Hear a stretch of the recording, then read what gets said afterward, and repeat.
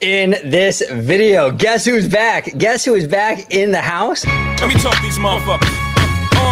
Guess who's Bizak? The Italiano is Bizak, and he's talking Epic Universe with me. We're going to break down the official Epic Universe announcement. Really cool video that Universal dropped a few days ago. The Italiano and I are going to watch it, break it down up next on OG55.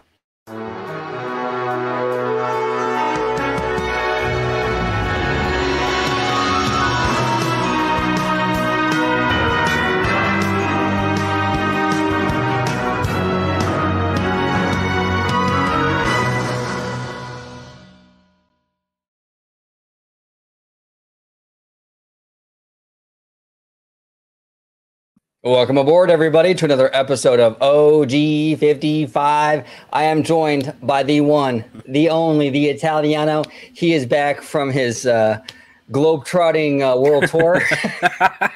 And he is back. George, the Italiano, it's good to see you, brother. We missed you. Thanks, brother. So glad to be back. Finally, back in the saddle with OG55. Yeah, I've been all over the place, as you said, you know, going from state to state, from Disneyland, Walt Disney World, and what have you. And I do apologize for my absence even after the trip. I've been wanting to come back on, but I've been recovering with a little illness that I probably picked up from the trip, probably, because you know like how those airports go, you know. But, yeah, right. Exactly. Yeah. exactly. But George, it's great to have you back, brother. And thank you. You can just let everybody at home know where they can find you on social media. Absolutely. If you want to find me on social media, you could do so on Twitter at Disney George. You could also find me on Instagram under the Disney Italiano. And of course, you'll find me here on my home base at Orange Grove 55 with Citrus Corner, with all that sweet, juicy, but sometimes sticky Disney news and info. There we go. You ready to break down some Epic Universe unbiased with my Disney mug, George? Yeah, let's do it. Let's talk some Universal while I play some Winnie the Pooh in the background. Yeah, exactly. You know, come on, man. You know, yeah. Hey, you know, stay on brand. Yeah, you know, why not? All right, here we go.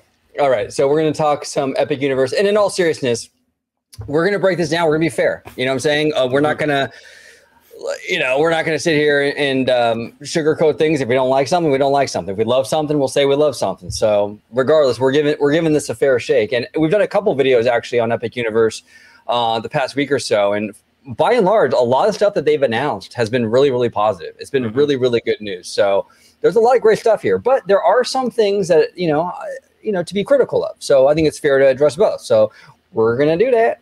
Here we go.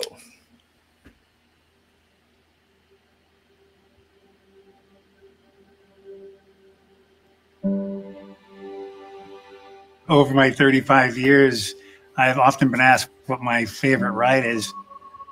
My standard answer is the next one. We live by the ethos. See, that's a little bit of a cop-out though, bro. You know what I'm saying? Say your favorite ride, man. Say your favorite ride. Yeah, the next one. So is what he's saying that everything that they made in the past is complete utter crap? Yeah, exactly.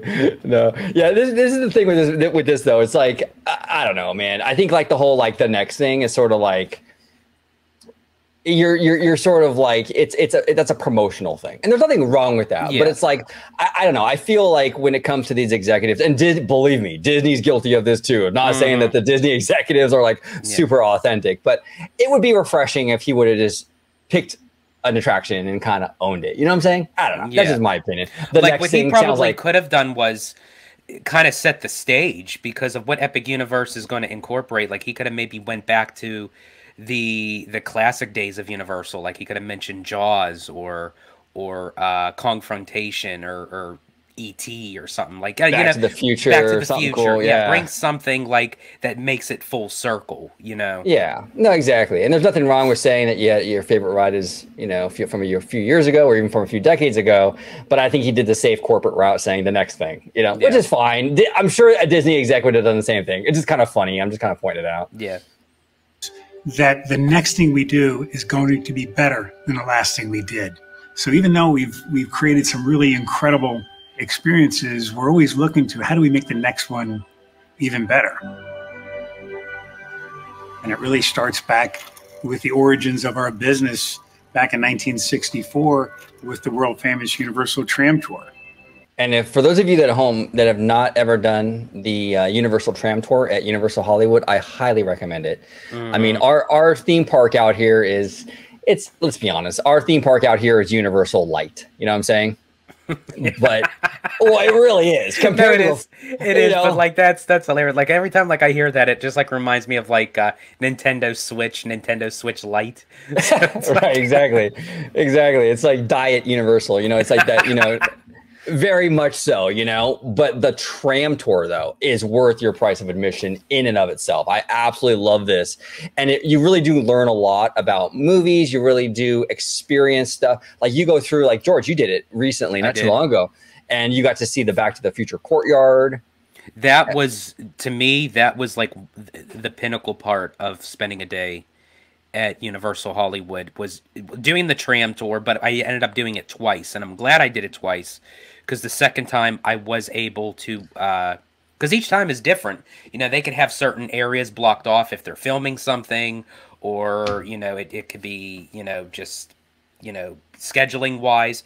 But the second time around, I was able to see the set of the Back to the Future with the clock tower and the town and everything. And oh man, my hair stood up on my arms, and trust me, I have a lot of hair. So it's exactly. His arms look like my head, you know what I'm saying? the taller the arm hair, the closer to Walt, right, George? There you go. There you go. And from there, we expanded and built the first standalone park at Universal Studios Florida, which really became about riding the movies. And that was an invention of Steven Spielberg, taking them into those stories, not just the attraction experience, but blows it out into entire worlds. And the challenge became, I have to say something, like, in terms of PR, in terms of like the PR, the public relations, the promotional kind of prowess that Universal has, they're on their game right now. And they're on their game like they're on top of their game, like they're standing on an Xbox, dude. Like they are so on their game right now. And look, this video is very effective. I mean, they're tapping into the nostalgia, right? But it's very forward thinking as well. The music, it just plays really, really well. This is a very well done promotional piece by them, in my opinion.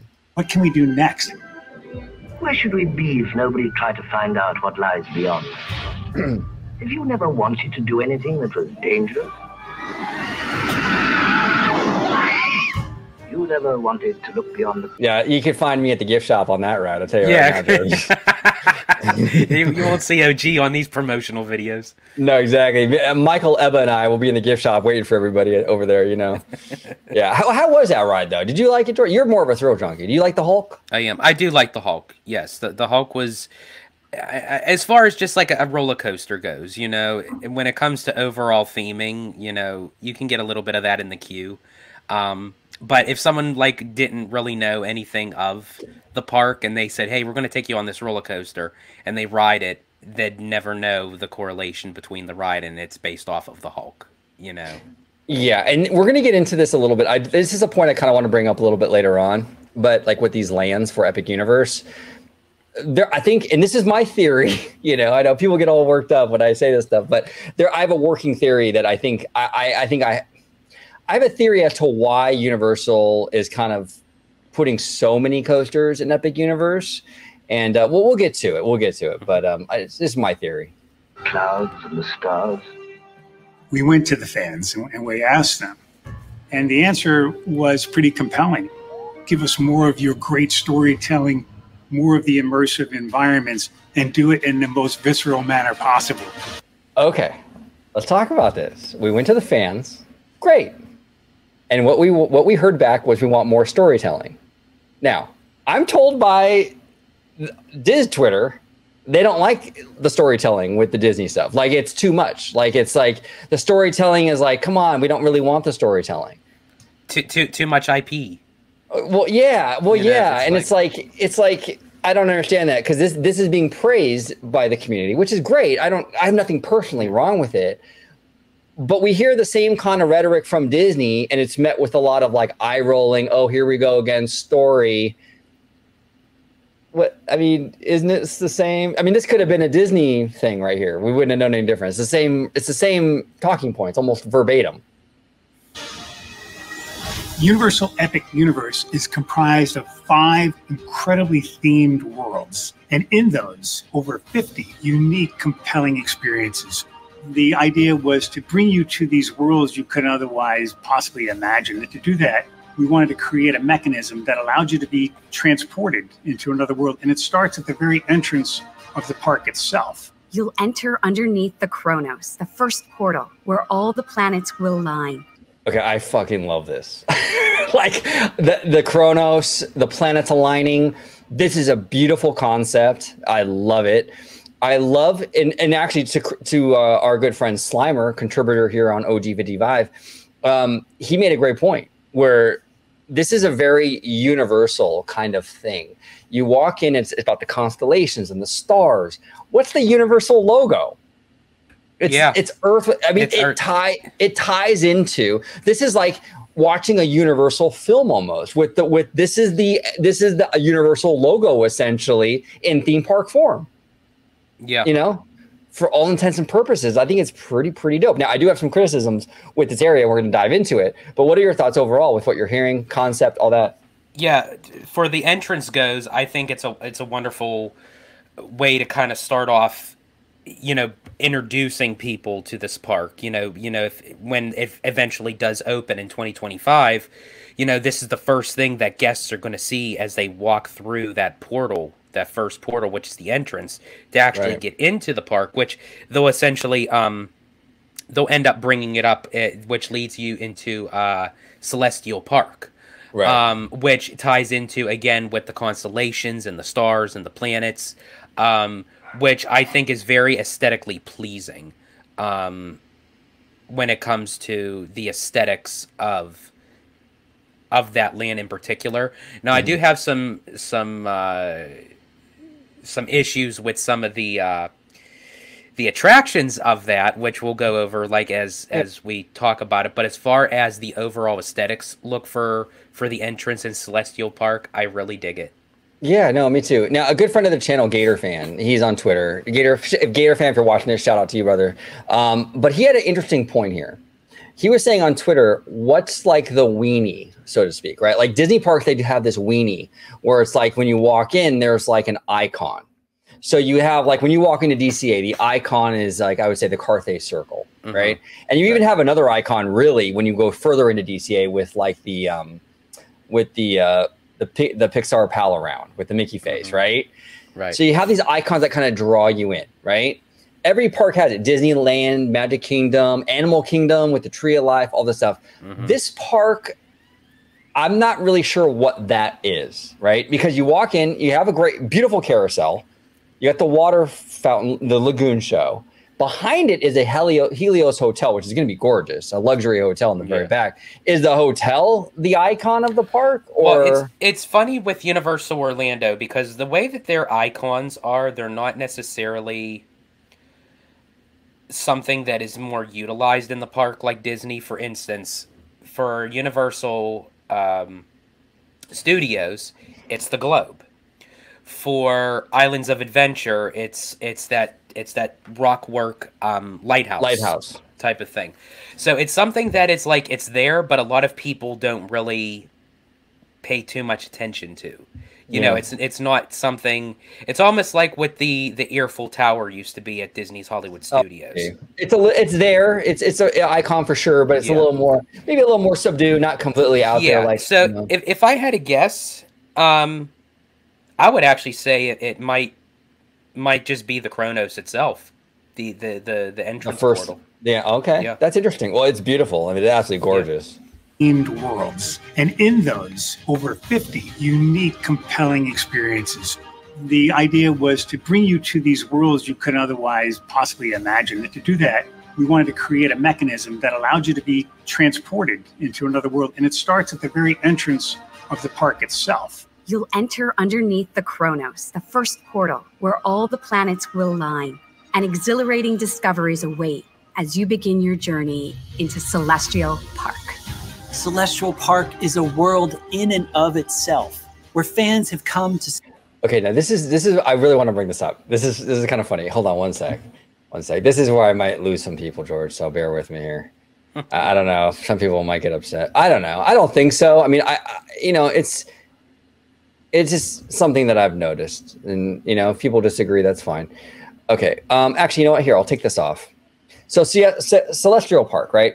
Cool concept. Like I said, it's awesome. It's like walking into the Universal logo, essentially, to Slimer's credit. It really is. Here's my thing, though. When Epcot opened their new, was it World Celebration? I saw so many people on Twitter kind of trashing that thing. Oh, God, it just looks like an LA mall. Right. And it does. I mean, I'm not going to lie. It does. If you've been to these LA malls out here, these outdoor malls, it does look like that. But I mean, that's not necessarily like a bad thing. Right. So then Universal drops this video. Awesome. Which for the most part, we're all on board with this. It looks really great. And I see this stuff. And I want to show you guys something here real quick. Right. So this is Celestial Park. Cool. Very, very nice. You can't deny it. It looks great. Right. Right. Well, I'm going to show you guys one more thing. This right here is an LA mall in Glendale called the Americana. It's in Glendale. Looks a little familiar, doesn't it? The big statue. I mean, it's very, very similar. Now, look, it's not identical. I get it. The statue's different. Same idea, though. The water, the hedges, look, even this. It's very similar to what we're seeing over here at Epic Universe. Now, I don't think this looks bad, so I'm fine with it. But the fans that were saying that, like, hey, you know, Epcot, you know, World Showcase is terrible because it looks like an LA mall. This is kind of looking like an LA mall, y'all. I don't know. What do you think, George? I mean, do you see the similarities here a little bit? Yeah, you could definitely see some of the similarities. Like you could. You know, like with the statue and the water and what have you. I mean, I do see that they have their own architectural style because it's supposed to look like again, like in space with the planets and what have you. But yeah, I mean, there's nothing wrong with it, as you said. No, none. But it's like what's good for the goose is good for the gander. Yeah, I mean, if you're gonna throw that criticism at Epcot, oh, it's a LA mall. It's like, okay, I mean, how different is this from the LA mall? You know what I'm saying? It's really not that different. And if you've been to some of these LA malls, if you've been to the Americana in Glendale, if you've been to the Grove in LA, these are gorgeous, gorgeous areas. I mean, I remember going to the Grove in LA and thinking, man, I wish they could incorporate some of this in the Disney park. It's that good. So it's not a knock on the Universal stuff. It's just funny to me how similar this looks like to an LA mall. Well, I guess apparently for the fans that Universal is good for an LA mall feel, but not Disney. I guess it's okay for one, not for the other, huh? Where fans have come to seek the ultimate adventure. It's where we put the park back into. Okay. You know okay. Oh! Well, real quick before you go full George, okay? Before you get spicy, right? Yes. Okay. I just wanted to compliment the dude on his glasses. You know what I'm saying? Or kind of... Go ahead, George. Okay, so this is where I had a problem when I watched this. When he mentioned this quote. Or we put the park back into theme park, where it's like, okay, we get like that like Central Park type of thing. So we're putting that aesthetic into the theme park itself. Okay, well, didn't Epcot just do so with World Celebration? I thought so. I didn't Toontown just do it when they put all the fake grass and they made picnic areas. They put the park back in theme park. Yeah. It's like, is that something new? I mean, I don't think so. Disney's been doing that. And again, people are praising Universal by saying, okay, yeah, they're putting the park back in theme park. Well, it's like Disney's been doing it. Right. And we're even getting a park in downtown Disney. I mean, this is like the thing right now. And Disney's doing it right now. And this isn't even coming out for another year. It's like, and again, this is something that it's like it's not a bad thing. We're not saying like the park in theme park is bad. Right. It's just from a fandom perspective with all the stuff we heard on Twitter. And I have to say too, I do have to clarify that to the people that may be misinterpreting us when we talk about Universal. We are not downplaying Universal. We are not saying Universal is doing stuff wrong or bad. It's just the community of how they represent Universal. How it interprets as opposite to Disney. I want to make that very clear. Dude, I have a Universal AP. I have gone, kid you not, I have gone just as many times to Universal on my Universal AP this year as I have Disney. I have gone just as many times. I enjoy Universal. I like what they have to offer. 90% of the time, it has my gripes with Universal have nothing to do with Universal. It has more to do with the interpretation from the fandom and the double standard. That's exactly. That's what all we're saying here. And that's with this. The dude, look, he's saying we'll put the park back in theme park. Fantastic. That's awesome. But it's like the fandom, you didn't notice the Toontown stuff. You didn't notice the World Celebration stuff. This has been stuff that Disney's been doing for a long time now. And it's been mocked and kind of put down. It's like, okay, it's a cool concept though. But it's like when Disney does it, it's apparently not so cool. Yeah. Theme park. It has beautiful landscaping, incredible water features, amazing dining experiences. Now this looks dope, dude. That looks phenomenal. Dude, this is like the blue. This is almost like, man, it's like almost like an outdoor blue bayou in a way. Like you're sitting there and you can check out the water and I don't know, man. And I will say this is something that Universal does really well with stuff like this, because this kind of reminds me a little bit of Mythos, the restaurant at Islands of Adventure in the Lost Continent, where it has like this like underground type of ancient mythological, almost like a crystal cavern type of cave. And it's like the cuisine matches the restaurant, and it's like you talk about like an overall themed restaurant.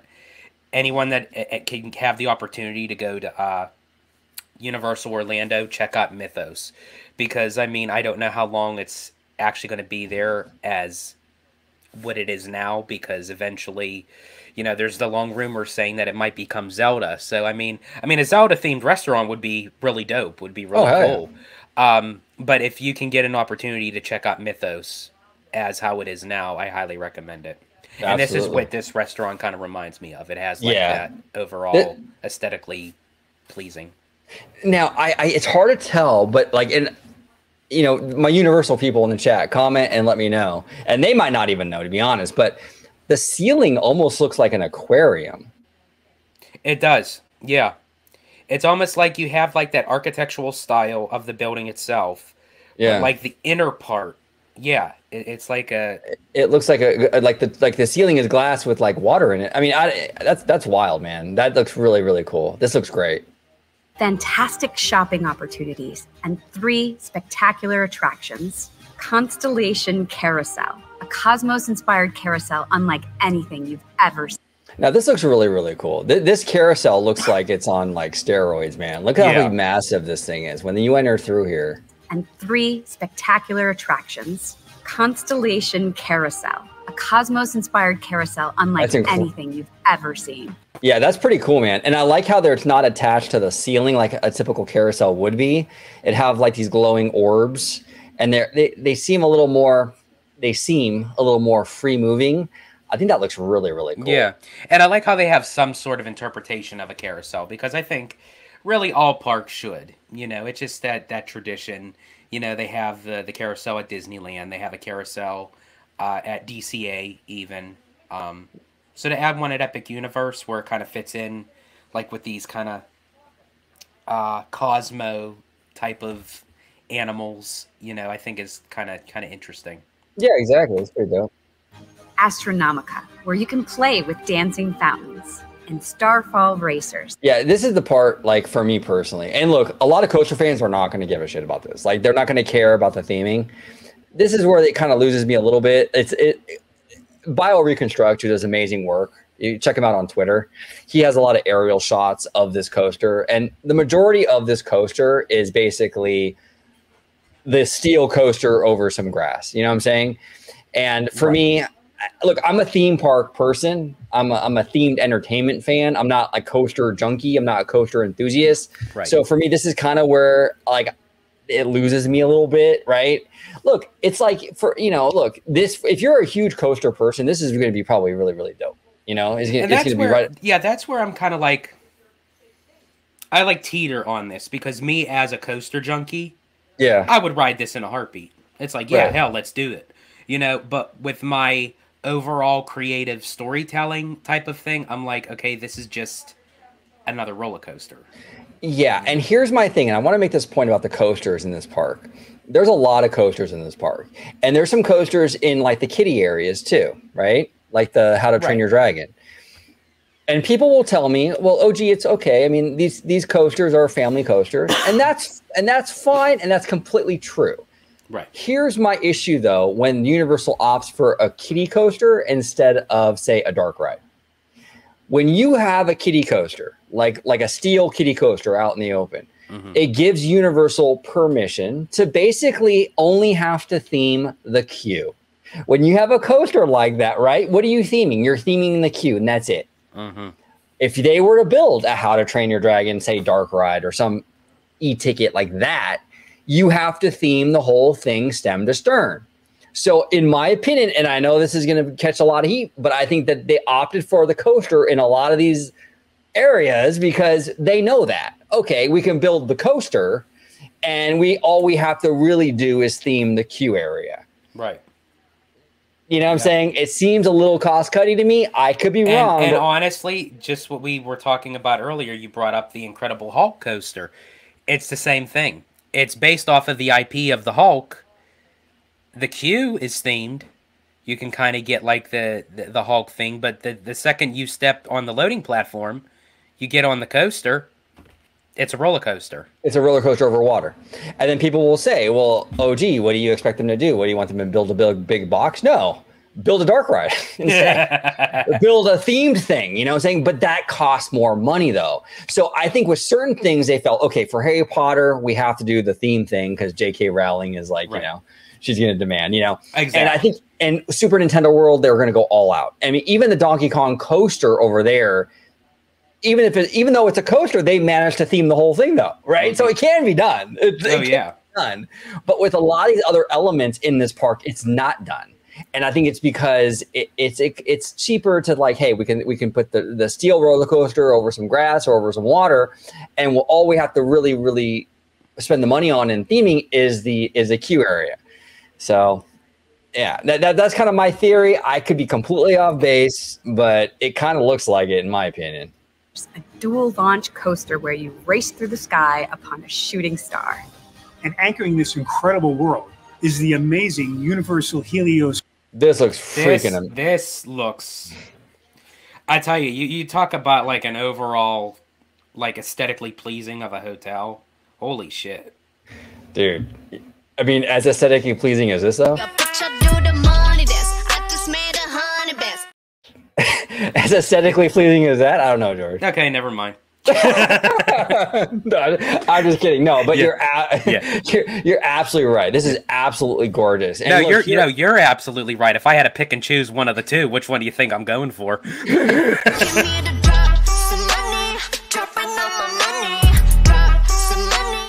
Exactly. There we go. Yeah, exactly. La Lisa. Well, speaking of money, this thing I'm sure is going to be a pretty penny, and that's fine. It looks amazing. You know, if you got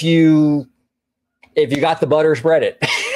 Basically, right? Basically. I mean, if it's a nice hotel, if it's a luxury hotel, then charge what a luxury hotel would charge. I have no problem with that. This looks absolutely incredible. This is the kind of stuff I want to see from Universal. That other hotel that they're building, the Nova, whatever it is, that looks like Candy Crush, the hotel. Yeah, those two, the Nova and the Luna, whatever those things are, they got to go. I'm sorry. And I get it. It's a value hotel. I understand that. But they still could have used this kind of architecture. Yeah, the same type of style, you know? It's like they could have done something similar. They could have done something value orientated, but still had something aesthetically pleasing.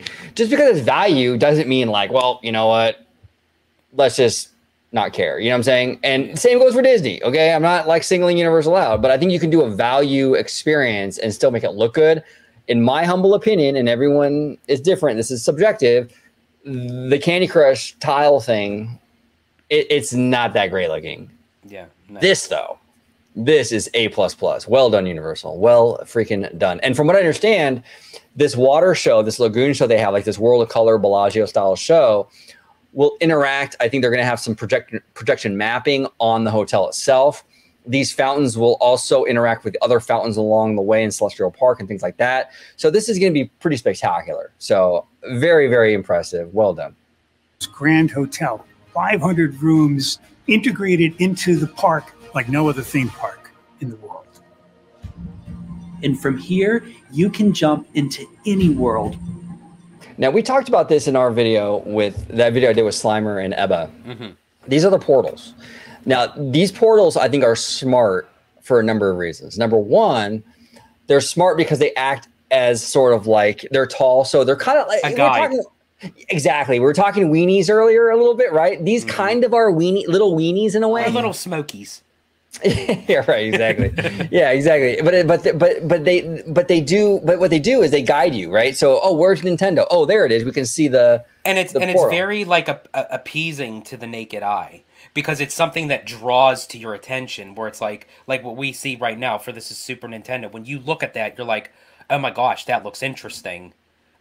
I wonder what's beyond that portal. Like exactly, that is like genius. No, it's brilliant. It's absolutely brilliant. And then the portal itself, you walk through the portal and you get that Cars Land effect, right? When you walk through, when you're going through, like when you are in San Francisco and then you walk through to Cars Land, you get that grand reveal.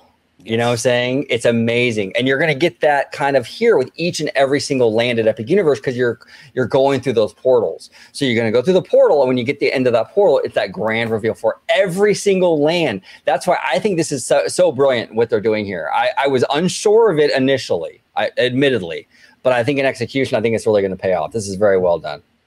Portal like an adventure to find all. And this is the most badass. Now here's the thing. Look.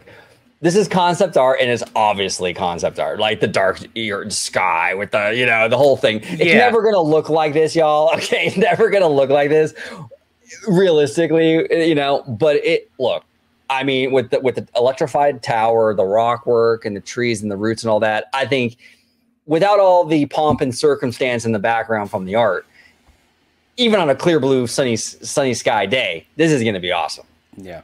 Dark Universe is going to kick some major ass. And again, this is another area I was very skeptical of. I'm like, I don't know, And here's the thing, too. We still don't really know how it's going to all pan out, right? Are these Universal monsters 100-year-old characters? Well, are they relevant enough? Well, actually, I do have my take on this, but I'm going to wait a little bit because they will bring them up further into the video.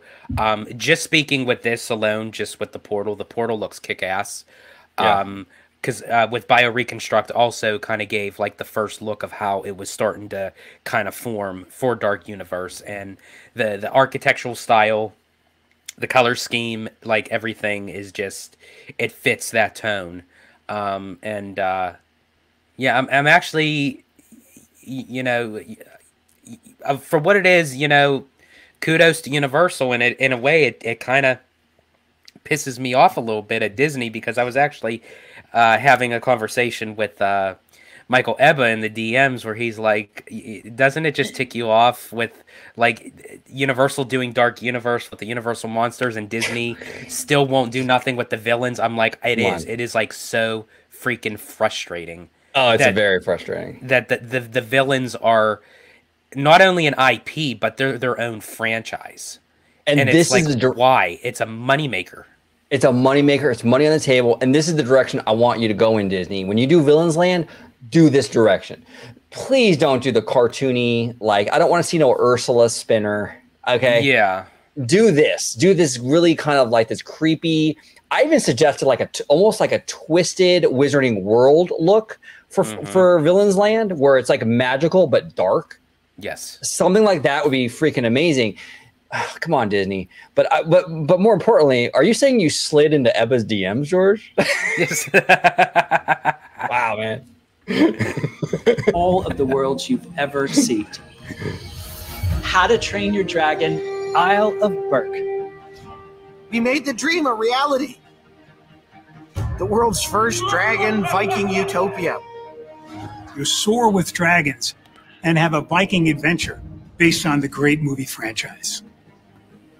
And the ultimate wish fulfillment of flying dragons. We have this great history with horror. If you could so we thought, is there a way for us? So speaking with just the How to Train Your Dragon, Yeah, the overall type of land I think is very aesthetically pleasing. I think, to kind of have like that dragon type in with like the Mystic Vikings type of thing. I think that's really cool. I think the land itself is going to be great. My concern is the actual attractions themselves. Because from what I've understood, it's going to be a roller coaster, but the cart is just going to be designed like a dragon. Right. And then you have that spinner type thing. So it's like, for me, for How to Train Your Dragon, I think that would have been one kick-ass of a dark ride. That's what I'm saying. Nicely. That's what I'm saying. And then they have the water thing. I think there's a water boat ride where you shoot, kind of like the Legoland thing where you're in the boat and you shoot water at things, targets. Yeah. Cool. But that's what I'm saying. Like it's more expensive to do the full-fledged dark ride. Yeah. So it's almost like they put like so much of the funds into the land itself, but then when it comes time for the attractions, they're like, let's just do this. It'll be good. I think realistically, I think what happened is I think most of the attention and the love and the money went to Nintendo and Potter, because those are outside IPs that they have to please like a third party, which we talked about yesterday in a video about non-IP. And that's an element there. They got to really make sure JK Rowling is happy. They got to make sure Nintendo. You better Universal. I swear to God, you better be kissing Nintendo's ass, because they are booing your parks. They are doing major money for you in the box office. Whatever Nintendo wants, Universal, you better give it to them, because they're helping you out a whole deal. But I think a lot of the money is going to those, and then some of these other stuff is kind of, what I'm saying? It's like they're opting for the coaster because you don't have to theme the whole thing. It's like, the boat ride outdoor. It's like that kind of stuff. This would have made an amazing dark ride. You could have done an e-ticket on this concept. Yeah. So and the flying with dragons thing is like they have this thing where it's like almost like, I think Knott's has one, where it's like it's like weighted on one end, and then you go up and you spin. Oh, right? Yeah. And it's like, but see, again, this is a kid's land. I mean, our kids. I mean, that's the thing. It's a little thrill. That's a little intense for a lot of people. That's where Universal kind of loses me with those kind of rides, because then you have it noticed as a theme park because of how the lands are and how everything is designed. But then when you look at the rides, they're basically amusement park rides that are just skinned differently with IP stickers, sort of. Right. No, exactly. A lot of that stuff is. You're right. Absolutely. A reality. The world's first dragon Viking utopia. You soar with dragons and have a Viking adventure based on the great movie franchise. And the ultimate wish fulfillment of flying dragons. We have this great history with horror. So we thought, is there a way for us to breathe new life into the classic Universal monster family? It's alive! It's alive! Dark universe. A world where Universal's classic monsters are reimagined in an ominous and chilling experience. Everything you've ever wanted to experience with monsters is in this world. When the fans told us to give us more of what we did really well, our thinking became, could we create another chapter of the wizarding world of Harry Potter? In the wizarding world of Harry Potter, Ministry of Magic, you'll get to see, for me personally, and I mentioned this the other day in another video, I think they're going to the Harry Potter well way too many times. I think it worked really well in Diagon Alley and the original Wizarding World and all that. I think it's fantastic. I just think that like this is your third time now going to this in the domestic parks, right? Yeah. I think that maybe this space would have been better used for something else. You could have done. Look, I would have done, if you really want to license stuff out, do like what our boy Tone says. Like Game of Thrones. Do Lord of the Rings. Do something else. You could have done Zelda. You know what I'm saying? You could have done these other. It's just Harry Potter. How many times are we going to visit these Harry Potter worlds? I think, honestly, Lord of the Rings would have been perfect because the portal could have then looked like Middle Earth with the volcano. Dude, and I'm telling you, that would have been... With the eye on the top. Like it would. You want to talk epic? That would have been epic. I just feel like this stuff. And the other issue, too, is that it doesn't really... And I have the same problem with Disney. I do. Disney goes to the Toy Story well way too many times. Yeah. You know what I'm saying? you got to diversify this stuff a little bit. And I think Universal has a lot they could have chose from, and they went to Harry Potter again. And it's just, I don't know, man. To experience moments from both 1920s Paris from Fantastic Beasts and the British Ministry of Magic from the Harry Potter series. The ride inside of that world, I can't tell you because it has to be. Wait, okay, hold on. I'm confused here. Did they say, one sec, I'm gonna play something real quick, George. Pardon me, 1 second. Harry Potter, Ministry of Magic. You'll get to experience moments from both 1920s Paris from Fantastic. Okay, so Fantastic Beasts is still included in this because there's been some confusion. Like, okay, because I know the movie didn't do well. The movie's flop. People didn't like them. Whatever, right?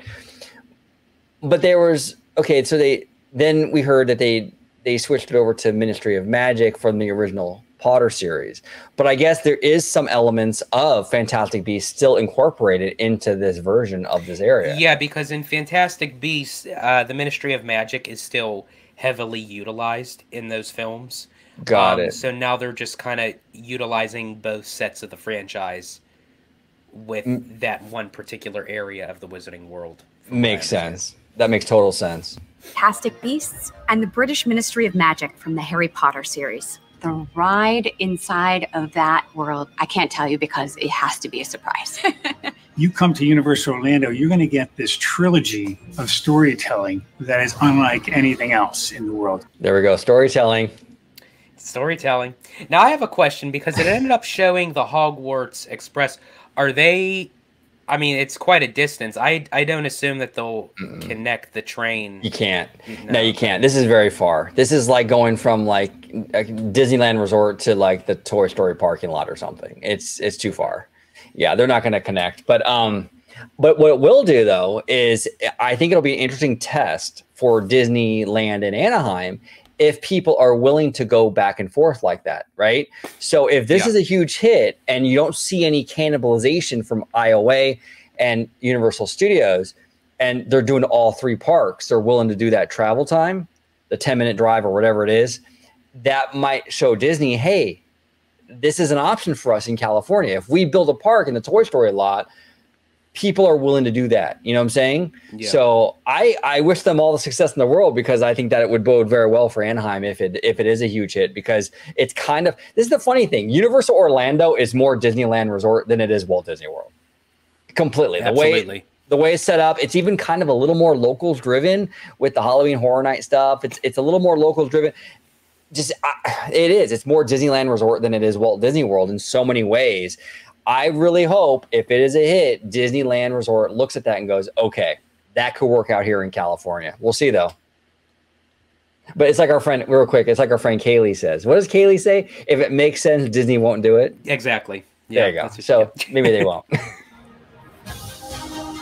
We'll have Super Nintendo World, where you can jump into the action and step into the world of Mario, Luigi, Princess Peach, and Donkey Kong.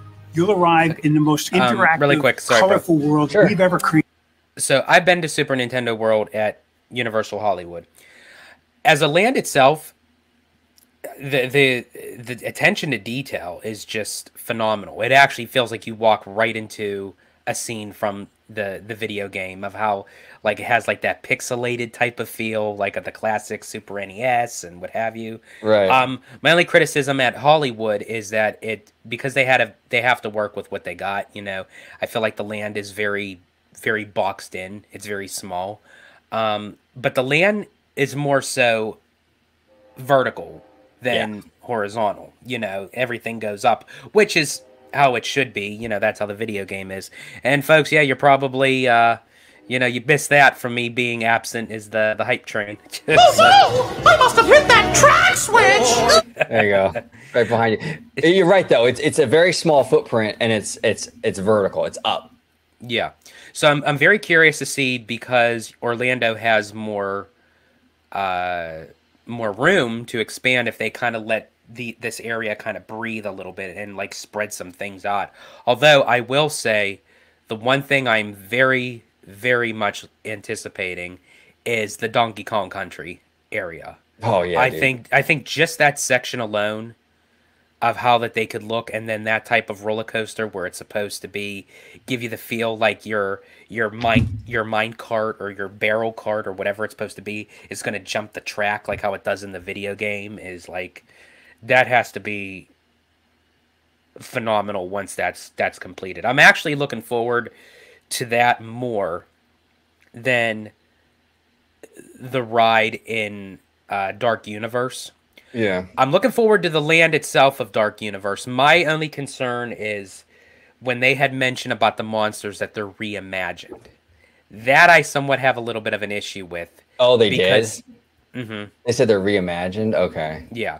The monsters are going to be reimagined, but I guess they're going to make them more up to date, where I wish that they would have been more of the classic original. So that's the only thing I'm just a little bit iffy on. But as far as attractions go, Donkey Kong Country is what I'm looking forward to. Me too. I want to share something with you real quick. I want to ask you about this. This is actually from BioReconstruct. This is like construction progress of that Donkey Kong coaster. Now, right here, you can see the track split, and that's where you go over, right here. Right. Does it bother you at all? Or do you think it takes away from it at all that it's out in the open like that, where you can openly see that there's a double track? Do you think that maybe that should have been enclosed so it hides the effect more? That's interesting. That's true, because if you're a person, then if you're observing, if you're watching the ride, so if you're on the ride, you get that sensation. But if you're down on the ground and you're looking at it, you're like, oh yeah, it's supposed to be jumping the track, but I still could see the car on a track. Right. You know, yeah, that's interesting. Like I would have maybe if they wanted to have like some of the coaster outdoors, but maybe just have that maybe be enclosed. I would have enclosed it. And then maybe they will still. Who knows? It doesn't seem like they will because they got themed. I don't know. It seems like it's going to be an outdoors thing, but yeah, that's the only thing that I'm kind of like iffy on. It's like you kind of show your hand a little bit when you do it this way. Yeah. If you would have had it indoors, it would have been a surprise for everybody. You know what I'm saying? Yeah. So I don't know. I mean, we'll see though. We'll see how it's executed ultimately. Let's go ahead and get back into the video here. You get to play in the world that you've only played on a screen. Epic Universe represents a tremendous addition, almost doubling the size of Universal Orlando Resort. This gives us the opportunity to bring people to Universal Orlando for an entire week of the most incredible experiences they can imagine. Okay, I have. You got issues? Yeah, I have some issues. Okay, let's talk about it, George. That Epic Universe is what's going to change the game for families to spend a whole entire week at Universal. Right. Not saying that this park isn't going to be successful. Yeah. Not saying it's going to be, there's kick-ass lands. It's going to be great busy. Attractions. Absolutely. But is it enough to actually give you a full week at Universal with the other two parks? I don't think so. You've been to the other two parks. I have. He's saying these three parks, and I'm assuming the water park too, Volcano Bay, can get you a whole week at Universal. I'm hearing some of these parks are like a half a day kind of situation. Universal the Studios park that's basically a half day park. Yeah. Islands of Adventure, you could get pretty much the whole thing done in one day. You might want to do a day two just to kind of go back, Okay. So you have 2.5 days there. Yeah. If you wanted to do Volcano Bay, but not a whole lot of people, prefer a water park. At the end of the day, it's a water park. It's an extra thing if you want it. And then Epic Universe, we'll say full day. Maybe 2 days. Yeah. So you're still looking at like 4 days. Right. Yeah, exactly. So a little bit of hyperbole here. I don't think they're going to get 4 days out of it because I do think that Walt Disney World is definitely very much a part of this family's equation. No one's going to fly all the way to Florida and not go to Walt Disney World. So exactly. What are you going to do? You're going to spend 2 weeks in Florida? I mean, like I said before, this is the issue. People only have so much time to vacation. And you're not going to go there and not go to Disney World, right? Yeah. So, but you're also not going to go there and spend 2 weeks there. And most people can't afford that, both in time and money. So that's why I've been saying this whole time, there's going to be cannibalization. Where the cannibalization is going to be is the big question mark. Is it going to come from Disney? Is it going to come from Universal side? Will it come from both? We'll see. But there's going to be some cannibalization because there's no way a family can do all of this stuff. Exactly. Changes everything you thought you knew about Universal Orlando Resort. The overarching emotion that Epic inspires is what it's like to have your wishes ultimately fulfilled. I want to say something real quick. And again, this is not directed at Universal. This is more about the fans. I see a lot of complaining and stuff about Disney and how they market things and this, that, and the other, and how unsuccessful Disney is, right? Oh, Disney, Universal gets it. They, they're so smart. They're marketing this thing like a Disney park. The emotion, the wishes fulfilled, the storytelling. I'm telling you, if you didn't tell me this was for Universal, I would have swore up and down it was for Disney. Yeah. Up and down it's for Disney. So I mean, apparently Universal thinks Disney has done something decent enough where they feel the need to pretty much copy the marketing campaigns, right? Yeah. And then you get like these actors, for these families that have like these gobsmacked, oh my gosh, like look where we're at sort of thing. Like, it's like, come on.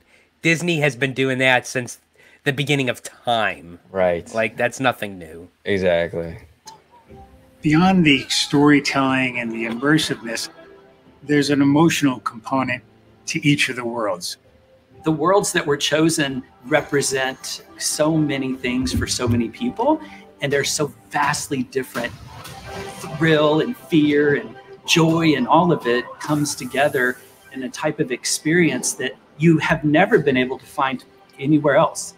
Everything that we do is really the culmination of decades of innovation and creativity and immersive storytelling.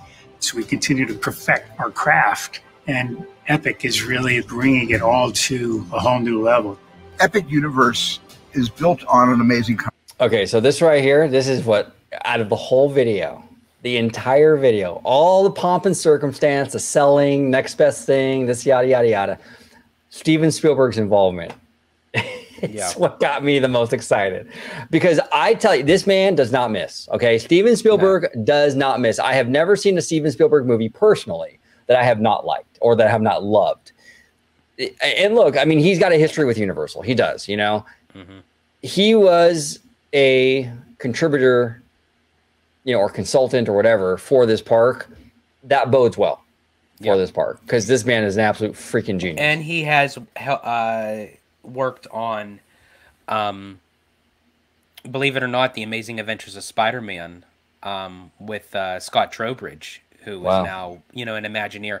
It was more so not because of Spider-Man itself, but because of the film of what was used for that attraction. They didn't know how they wanted to go about doing it, so they turned to Spielberg as far as like the filming goes of how, what would he do in that circumstance. So he was a big component for that attraction as well. Fascinating. Yeah, this man's a genius. Even in television, I mean, with like Tiny Toons and all that stuff, this man just knows what he's doing. I think honestly, oh, sorry, really quick. Yeah, good. Spielberg, not necessarily because he is a Universal guy, but just because he worked with Universal, but just as a creative, as a thing. Spielberg, for me, is like in that same tier as Walt Disney himself. Like, you have like that small group of people that just know what they're doing. Yeah. And it's like they have their own way of how they do things. And do I feel like that anyone can really match up to Walt Disney? In my eyes, no. I think that Walt Disney is like the top tier, creme de la creme.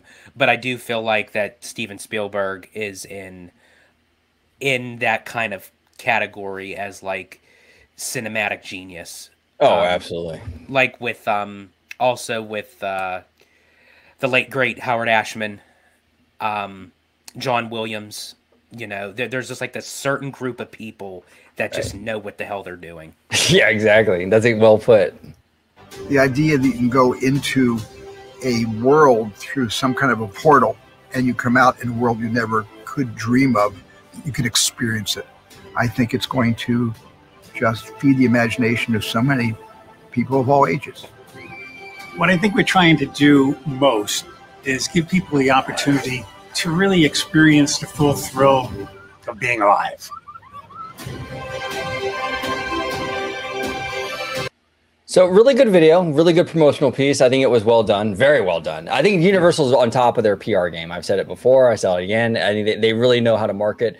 Apparently they sent out like these packages. I was told by our friend of the channel, Rogue Attraction, that apparently Universal sent out these Epic Universe like promotional packages to like just about everybody. I didn't get one though, for sorry. OG didn't get one, but everyone got these. So they're marketing this thing like crazy. They're sending out to content creators these packages or what have you. They're doing a good job on that front. I think they're doing an absolute good job. I think the park, by and large, very positive. Very high marks for a lot of it. Some of the stuff I'm critical of is more like this, you know, kind of like the coasters with minimal theming. I get it. You don't want to build a big box, but then why do the coaster in the first place? Do the dark ride? Like it's kind of stuff like that. But for the most part, I think this is going to be an excellent addition to Universal Orlando. And if I was Universal Studios Park over there, you know, you might want to, you know, it's like building Disney Sea next to DCA or something. You know what I'm saying? Like it's gonna affect DCA. You know what I'm saying? I mean, this is going to affect, I think, that studio park. It might even affect Islands of Adventure. I'm not really sure, but when you have stuff like the studio park is like, from what I'm hearing from fans and everything, and I understand, I get it. I know I'm going to get comments. Well, they got all these plans for the studio park. I understand that, but these plans are still years away. They're plans. You know what I'm saying? They're not done today. So when this thing opens, I would look at the numbers for the studio or Universal Studio Park.